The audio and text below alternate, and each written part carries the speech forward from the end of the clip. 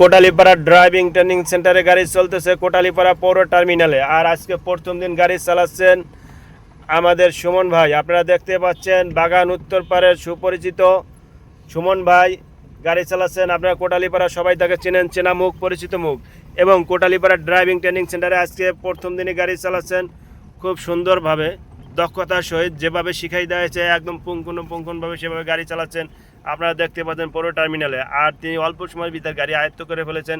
আর গাড়িতে রয়েছে আমাদের আরও অনেক যুবক ভাইয়েরা, আপনারা চেনেন, সবাই কি পরিচিত। এই যে আপনারা চিনতেছেন বিজয় সাহেব, এবং গাড়িতে রয়েছে আমাদের অমৃত লাল, আবার রয়েছেন আমাদের ফাহাদ সাহেব। আপনারা আসতে পারেন। এবং গাড়িতে রয়েছে কোটালীপাড়া ড্রাইভিং ট্রেনিং সেন্টারের ওস্তাদ মাওলানা আবুল কায়ের সাহেব।